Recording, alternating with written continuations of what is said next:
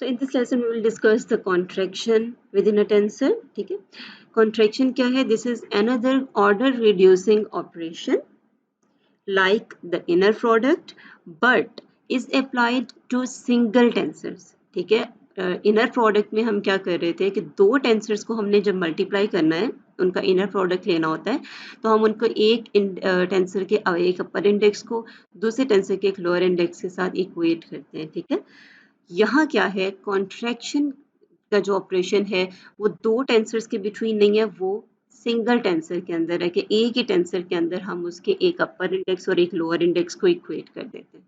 ठीक है, that is called contraction of a tensor. ठीक है, in contraction of a tensor we equate its one contravariant index and one covariant index.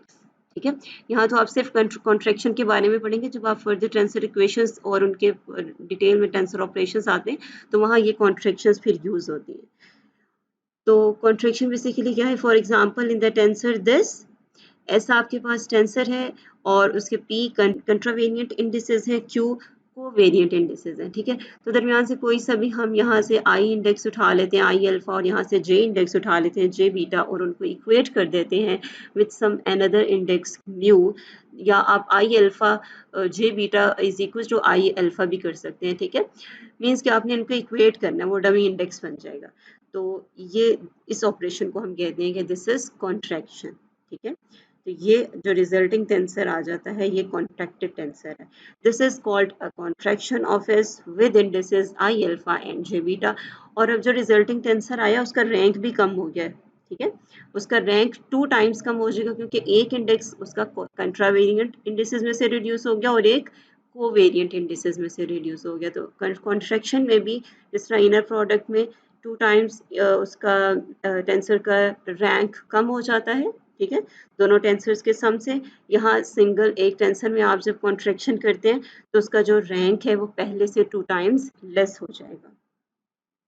So here is example how many tensors, हमने बताना है कि how many tensors may be created by repeated contractions of the tensor t is equal to tijkl. ये हमारे पास एक tensor है tijkl, दो indices उसके कंट्रावेरिएंट हैं, दो इंडिसेस कोवेरिएंट हैं. ठीक है, और हमने ये देखना है कि इस टेंसर की कितनी पॉसिबल कॉन्ट्रैक्शन और कॉन्ट्रैक्शन से हम कितने पॉसिबल टेंसर्स बना सकते हैं. ठीक है, कितनी कॉन्ट्रैक्शंस पॉसिबल हैं इस टेंसर की. So first we will see कि जब हम सिंगल एक एक इंडेक्स को हम इक्वेट करते हैं तो कितनी पॉसिबिलिटीज़ हैं. ठीक है, तो पहले हम क्या करेंगे कि इसके फर्स्ट इंडेक्स को लेंगे और इन दोनों इंडिसेस के साथ बारी बारी इक्वेट करेंगे. देन इसके सेकंड इंडेक्स को इन दोनों इंडिसेस के साथ बारी बारी इक्वेट करेंगे. तो हमारे पास 4 मिक्स टेंसर्स आ जाएंगे या 4 पॉसिबिलिटीज आ जाएंगी. Let's see, for i is equal to k is equal to v, ये पॉसिबिलिटी आ जाएगी, ये कॉन्ट्रैक्टेड टेंसर आ जाएगा. For j is equal to k is equal to v, ठीक है, ये आ जाएगा. और इसी तरह से ये मीन्स के इस टेंसर के फर्स्ट कंट्रावेरिएंट इंडेक्स को इन दोनों के साथ जब आप इक्वेट करेंगे, i is equal to k और i is equal to l, दो पॉसिबिलिटीज यहाँ से आई. Then j is equal to k, j is equal to l, दो पॉसिबिलिटीज यहाँ से आई. ठीक है, तो ये 4 पॉसिबिलिटीज तो यहाँ से आ जाती हैं आपके पास जब आपने एक कॉन्ट्रैक्शन अप्लाई की इस टेंसर पे. अब आप एक टेंसर पे एक से ज़्यादा कॉन्ट्रैक्शंस भी अप्लाई कर सकते हैं ना. ठीक है, एक टेंसर पे इस टेंसर पे जब आपने फर्स्ट कॉन्ट्रैक्शन अप्लाई की तो आपके पास ये 4 पॉसिबिलिटीज़ आई हैं कि ये इस तरह से आप कॉन्ट्रैक्शन अप्लाई कर सकते हैं, कॉन्ट्रैक्ट कर सकते हैं इस टेंसर को. ठीक है, अब यहाँ देखें, ये जो फर्स्ट कॉन्ट्रैक्शंस आई हैं इनको देखें. ये है आपके पास टी वी जे वी एल. यहाँ पर आप जे और एल को तो अगेन आप इक्वेट कर सकते हैं. ठीक है, तो एक और टेंसर आ जाएगा जे और एल को अगर मैं म्यू से रिप्लेस कर देती हूँ तो यहाँ वो टेंसर आ जाएगा T V mu V mu.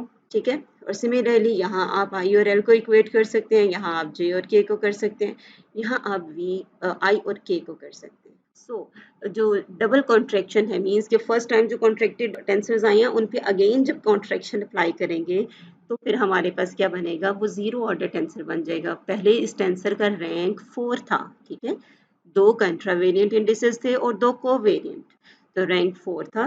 जब फर्स्ट कॉन्ट्रैक्शन अप्लाई की आपने तो ये जितने टेंसर्स हैं इन सब का रैंक 2 हो गया. ठीक है।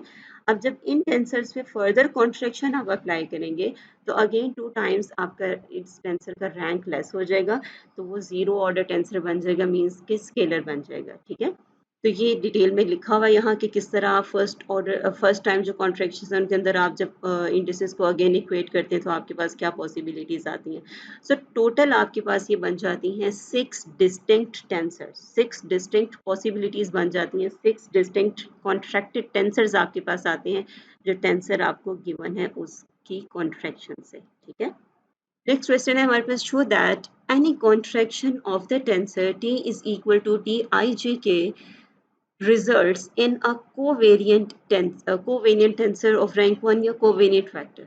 ठीक है, हमने प्रूफ करना है कि इसकी कोई सी भी हम कॉन्ट्रैक्शन करें तो हमारे पास कोवेरिएंट वेक्टर आता है। मीन्स कि अगर आप सिंपली देखें कि आई को आप जे से इक्वेट करेंगे तो भी एक कोवेरिएंट इंडेक्स रह जाएगा, और अगर आई को आप के से इक्वेट करेंगे तो भी एक कोवेरिएंट इंडेक्स रह जाएगा। But now we have to prove it, तो हमने ट्रांसफॉर्मेशन लॉ लेना है और उसके अंदर फिर इंडिसेस को इक्वेट करके देखना है। Consider the transformation law for this mixed tensor and contracting the indices I and J, तो आपके पास क्या आ जाएगा, ये आ जाएगा। ठीक है, उसमें वही सिंप्लीफिकेशन है जो पहले हम करते रहे हैं कि डेल्टा की डेफिनेशन बन जाएगी और आपके पास ये आ जाएगा। तो ये अब ट्रांसफॉर्मेशन लॉ बन रहा है फर्स्ट ऑर्डर कोवेरिएंट टेंसर के लिए। ठीक है, सिमिलरली अगर हम आई और के को इक्वेट करते हैं तो भी इसी तरह का लॉ बनता है। तो दैट मीन्स कि इस टेंसर के अंदर जब भी हम कॉन्ट्रैक्शन अप्लाई करेंगे तो हमारे पास कोवेरिएंट टेंसर बच जाएगा, कोवेरिएंट वेक्टर रह जाएगा वो। So we can form new tensors from the old ones in a variety of ways। ठीक है, अगर हमारे पास दो या दो से ज़्यादा टेंसर्स हैं तो हम उनके आउटर प्रोडक्ट्स ले सकते हैं, हम उनके इनर प्रोडक्ट्स ले सकते हैं, उनको ऐड सब्ट्रैक्ट कर सकते हैं आप, या एक सिंगल टेंसर के अंदर भी आप कॉन्ट्रैक्शंस अप्लाई करके न्यू टेंसर्स बना सकते हैं। One might form the outer product of two tensors, then take an inner product, और फर्दर ऑपरेशंस भी कर सकते हैं ना आप। ठीक है, कंबाइंड ऑपरेशन आप एक ही वक्त में एक से ज़्यादा ऑपरेशंस भी कर सकते हैं। पहले आपने टेंसर्स का आउटर प्रोडक्ट लिया, फिर उसमें आप कॉन्ट्रैक्शन अप्लाई कर दें, या अगेन उसका उसमें जो भी है उसका इनर प्रोडक्ट किसी और टेंसर के साथ ले लें। ठीक है, inner product of this with the third tensor, और कॉन्ट्रैक्ट वन और more pair of indices. So you can do any of these, जो भी आपको रिक्वायर्ड है आप कोई भी टेंसर ऑपरेशन कर सकते हैं। ठीक है, so it is noteworthy to mention that an inner product of two tensors may be characterized as a contraction of their outer product। An inner product of two tensors, ये दो tensors हैं। ठीक है, for example S I J के and T P Q, ये दो tensors हैं, इनका जो इनर प्रोडक्ट है वो ये आ रहा है। ठीक है, इनर प्रोडक्ट में बेसिकली क्या हो रहा है कि हम एक इंडेक्स को इक्वेट कर देते हैं ना, हमने जे और पी को इक्वेट कर दिया तो यहाँ यू और यू कर दिया। ठीक है, एक इसका अपर इंडेक्स और इसका लोअर इंडेक्स इक्वेट किया, तो ये इन दोनों टेंसर्स का इनर प्रोडक्ट आ रहा है।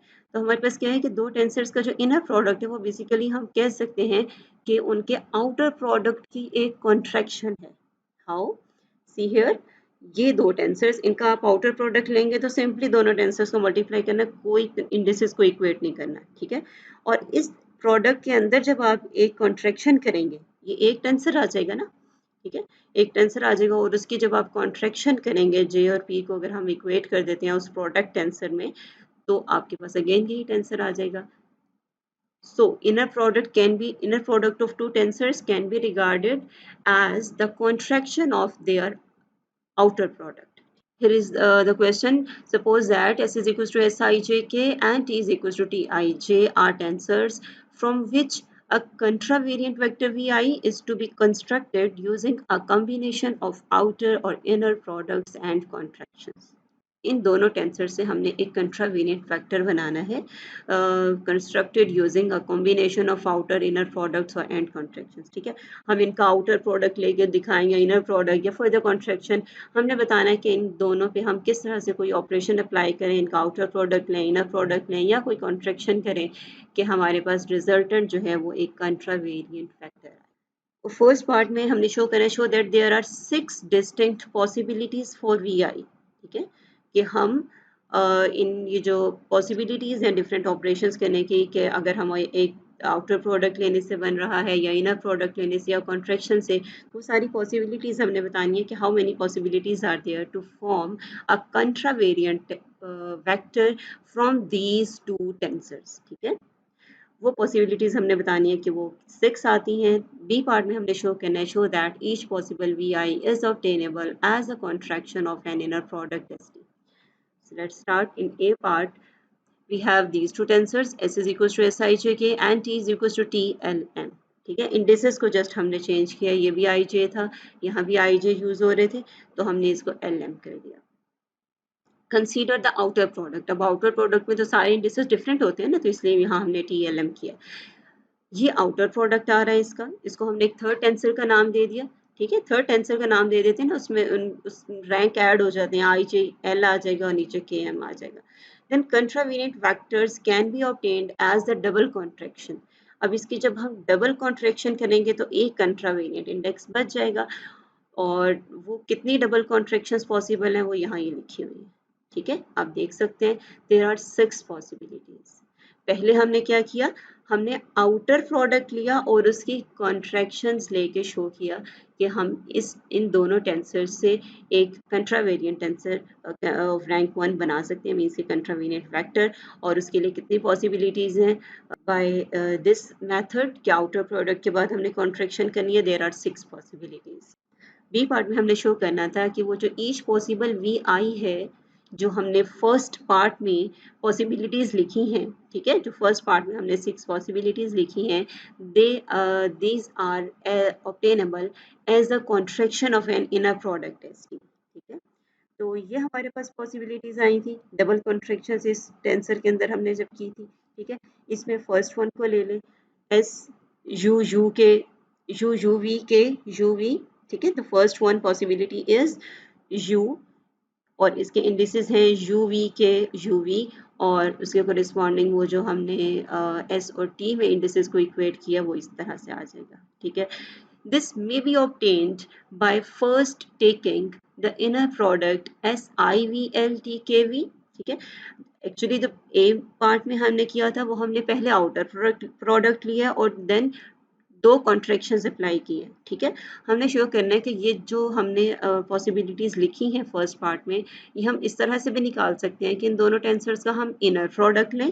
तो इनर प्रोडक्ट में बेसिकली क्या होता है कि एक कॉन्ट्रैक्शन तो पहले ही अप्लाई हो जाती है ना, ठीक है। हम एक एक इंडेक्स को इक्वेट कर देते हैं और अगेन उसमें एक कॉन्ट्रैक्शन सिंगल अप्लाई करें, ठीक है। तो ये वही है कि ये एक दफ़ा तो इंडिसेस इक्वेट हो रहे हैं, अब इसमें एक कॉन्ट्रैक्शन और अप्लाई करेंगे, k is equal to L करेंगे या i is equal to L करेंगे, तो आपके पास वो एक कंट्रावेरिएंट इंडेक्स ही रह जाएगा, मीन्स के कंट्रावेरिएंट फैक्टर रह जाएगा।